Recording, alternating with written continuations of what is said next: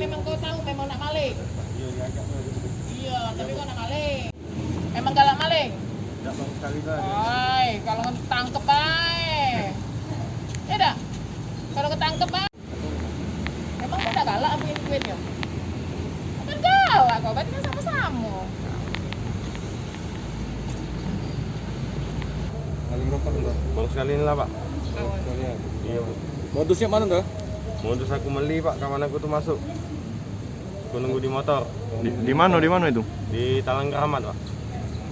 Korban diancam saja mau Tidak gimana? ada Pak. Enggak ada. Posisi warung sepi ya, Pak, mana? Posisi warung adalah wong pembelinya Pak. Aku nunggu di motor, kawan aku tuh masuknya Pak.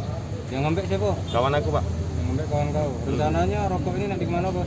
Nah dijual dia Pak. Dijual. Iya Pak. Rencana kalau misalnya dijual, duitnya untuk apa?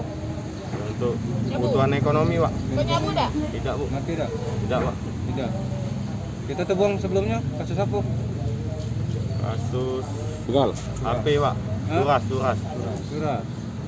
Dibuang berapa tahun? Tangnya mau 365. Dibuang berapa tahun? 2 tahun. 2 tahun. Akal pasal. Untuk tersangka yang kita amankan ini, Bu? Ini pelaku pencurian dengan modus dia pura-pura belanja di toko minimarket. Selanjutnya temennya mengambil barang yang diambil itu adalah rokok. Setelah si pelaku 2 orang kita amankan. Temennya sudah mengambil, dia sudah selesai belanja, dia tunggu di motor. Setelah tunggu di motor, temennya ngambil langsung keluar dan langsung mereka kabur.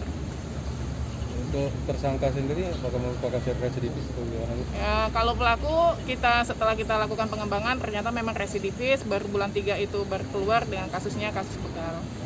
Untuk dari pengakuan tersangka sudah berapa kali melakukan aksi ini?